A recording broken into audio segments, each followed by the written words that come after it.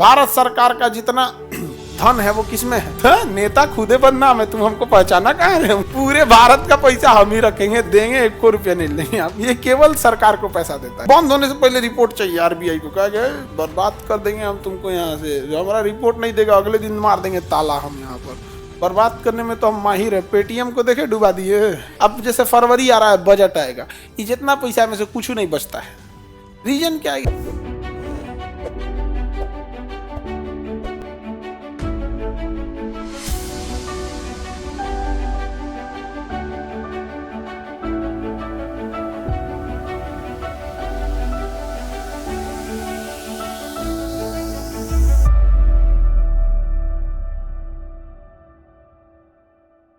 संचित निधि मतलब धन, धन समझ में क्या? Consolidated fund of India, consolidated fund मतलब संचित निधि।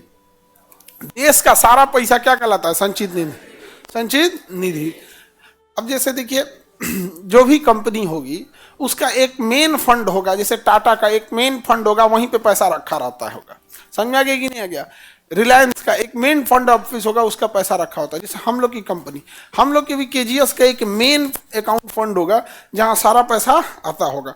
और इस पैसे से डिस्ट्रीब्यूशन हो जाता है कि इससे ये अकाउंट में एक पैसा इससे डाल दिया गया जिससे कि रेगुलर खर्च होगा।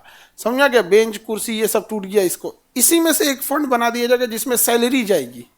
उसी में से एक फंड बना देगा आदमी जिसमें आगे नया एक्विजिशन का काम होगा। कहीं मान के चलिए गुवाहाटी सेंटर बनाना ही है, लेकिन मेन फंड यही है। यहाँ से वो इसलिए बना दिया जाता है ताकि ये वाला सिक्योर रहे। एक कैसे काम होगा, पता चला कोई पासवर्ड इन्होंने शेयर किया, ही खाली कर देगा यहाँ पर। नहीं समझा गया? तो मेन फंड होता है कंसोलिडेटेड फंड सबका। तो इसी तरह भारत सरकार का भी मेन कंसोलिडेटेड फंड होता है, आरबीआई में जमा होता है। क्या होता है? आरबीआई में, reserve bank of India, RBI में जमा होता है। तो हम लोग जितना टैक्स देते हैं ना, तो हम लोग जब टैक्स जमा करने जाते हैं तो टैक्स जब पूरा भर देते हैं कि हमारा संस्था का नाम क्या है, कितना इनकम हुआ है, इस हिसाब से कितना टैक्स बनता है, टैक्स भरने वाले व्यक्ति का नाम है क्या है, किस बैंक के थ्रू भर रहे हैं, एक पूरा फॉर्म आता है, उसको भर देते हैं। उसके पीछे होता है ना किस में जमा कर रहे हैं, तो आरबीआई में। तो हम लोग जब टैक्स देने जाते हैं, हम या आप कोई भी जाइएगा ना जीएसटी भरने या इनकम टैक्स भरने या कुछ भी टीडीएस भरने, तो सारा डिटेल भरने के बाद आखिर ये पैसा कहाँ जाएगा, तो किस में लिखना पड़ेगा? आरबीआई। तो जो टैक्स पेयर हैं, हम लोग का खाता है कहाँ है? आरबीआई में। उसे निकाल नहीं सकते, खाली उसमें भेजेंगे यहाँ पर। तो पूरी इंडिया वाले अपना टैक्स कलेक्ट करके पैसा कहाँ भेज रहे हैं? कहाँ भेज दे रहे हैं बाबू? आरबीआई में। जा भैया आरबीआई में। और वही पैसा किसके पास चल जाता है? भारत सरकार के पास। भारत सरकार का जितना धन है वो किसमें है? कंसोलिडेटेड फंड या संचित निधि में। आइए, संचित निधि कहाँ है? आरबीआई। राज्य सरकार का भी संचित निधि कहाँ है? आरबीआई। सबका कहाँ पे? आरबीआई। आरबीआई किसी पब्लिक का खाता खोलेगा? हम लोग का खोल देगा खाता? भगा देगा। हम खाली ले तो पैसा देता हूँ ना कोई गाँव पैसा जमा करना है, जमा कर दे, चाहिएगा निकालने का भाग यहाँ से। नेता खुदे बदनाम है, तुम हमको पहचाना कहाँ रहे हो? नेता तो ऐसे बदनाम है, असली खतरनाक तो हम है। पूरे भारत का पैसा हम ही रखेंगे, देंगे 1 रुपया नहीं लेंगे आप। ये केवल सरकार को पैसा देता है। समझ आ गया? तो कहाँ जमा रहेगा? आरबीआई को। पूरा खबर रखता है बैंक में कितना पैसा जमा हुआ, उस सब उसको शाम तक हिसाब चाहिए। मतलब आपके गांव में कोई छोटा ब्रांच है ना, वो भी अपना रिपोर्ट कहाँ भेजेगा कि आज हमारे पास इतना पैसा जमा हुआ, इतना पैसा निकाला गया। अतः टोटल आज का हिसाब प्लस में गया या माइनस में गया। मान के चलिए 100 रुपया जमा हुआ, 150 निकाल लिया, तो माइनस में गया।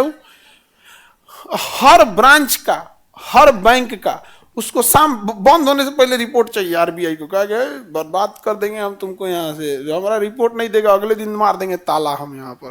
बर्बाद करने में तो हम माहिर है। पेटीएम को देखे डुबा दिए तुरंत डुबा देगा वहां पर। तो ये सब चीजें संचित निधि से होता है। तो बताइए, जितना भी सैलरी देना है किससे दिया जाएगा? संचित निधि। अब जैसे फरवरी आ रहा है, बजट आएगा, इसी संचित निधि से निकाला जाएगा 5 लाख करोड़। कितना? 5 लाख करोड़। और यूपी सरकार को दिया जाएगा। लीजिए बाबा आप चलाइए यूपी। 2.5 लाख करोड़ दिया जाएगा हमारे बिहार सरकार को, लीजिए आप चलाइए। समझ में आ गया कि नहीं यहाँ पे? तो अलग अलग 7 लाख करोड़ निकाला जाएगा। कितना? 7 लाख करोड़, और दिया जाएगा राजनाथ सिंह जी को, रक्षा मंत्री को। ये लीजिए आप रक्षा व्यवस्था देखिएगा। समझ में आ गया? ये जितना पैसा में से कुछ नहीं बचता है। रीजन क्या है? सैलरी बांटने में खत्म हो जाता है। अब 2.5 लाख करोड़ आपको बिहार को मिलेगा। सोचिए 2.5 लाख करोड़, इसमें से 50,000 करोड़, 2.5 लाख करोड़ में से 50,000 करोड़ शिक्षा में चल जाता है, सैलरी देने में। मगध यूनिवर्सिटी वाला सबको। मगध यूनिवर्सिटी थोड़ा छोटा नाम है इसलिए बदनाम है। जेपी यूनिवर्सिटी कौन सही है? छपरा वाला। मिथिला कौन सही है? वीर कुंवर सिंह कौन सही है? वीर कुंवर सिंह को कौन सही कह रहा है जी यूनिवर्सिटी पे? हम तो बस उसे यही कह रहे हैं कि नामवा चेंज कर दीजिए। इतने महान व्यक्ति के नाम आप क्यों डुबा रहे हैं? वीर कुंवर सिंह यूनिवर्सिटी से कितने लोग हैं? आप लोग का यूनिवर्सिटी टाइम से है जी? मिथिला टाइम से है? अच्छा, मिथिला का बाकियों के तुलना में ठीक रिस्पॉन्स है, लेकिन उसका भी कमो बेस, जहां खर न पतवार हो जरेड़ प्रधान। नहीं समझ में आया? बस मिथिला यूनिवर्सिटी वही है यहाँ पे। तुम मिथिला यूनिवर्सिटी का फॉर्म ले जाना, लखनऊ, इंदौर, मुंबई, कलकत्ता करना कि मिथिला यूनिवर्सिटी है, फ्री में एडमिशन करा देंगे। तू कहेगा पैसा ले, हमारा पीछा छोड़। ये पावर है मिथिला यूनिवर्सिटी का। लेकिन तुम उसी मिथिला में खड़े होके तुम कहना ये जेएनयू का फॉर्म है, ये इलाहाबाद यूनिवर्सिटी का है, ये दिल्ली यूनिवर्सिटी का है। आप एडमिशन लेना चाहिएगा, एक सीट खाली है तो अपन मिथिला में से नाम कटवा के कह देंगे हमारे जेएनयू में करा दे, हमारे दिल्ली यूनिवर्सिटी से करा दे। मानते हैं इस चीज को ना? तो ये चीजें हम बिहार वाले जानते हैं किसमें चौपट हो गया। हम लोग को बहसबाजी में बड़ी मजा आता है। हम बिहार से, जापान से आगे हैं हम लोग। हाँ, हमारे यहाँ 5 वेराइटी का खैनी बनाया जाता है। इससे बांसबाजी में हम लोग नीरज चोपड़ा से ज्यादा फेंकते हैं। क्या फेंकेंगे नीरज चोपड़ा? हम बिहार वालों से आए, ऐसा फेंकेंगे ना घर में खाए को नहीं। अब 5 स्टार के होटल के खाना में कमी निकालेंगे, टेस्ट नहीं आ रहा है। बताओ, नीरज चोपड़ा को तो ऐसे मिला नहीं, बदनाम हो गया यहाँ पे। हम बिहार वालों से दूर तक कोई फेंकता है जी। यूपीएससी, बीपीएससी एवं सभी राज्यों की सिविल सेवाओं की परीक्षाओं एवं नीट जी आदि की तैयारी करें भारत की सबसे बेहतरीन coaching centre Khan global studies के साथ। अधिक जानकारी के लिए हमारे दिए गए हेल्पलाइन नंबर 8757354880 पर संपर्क करें।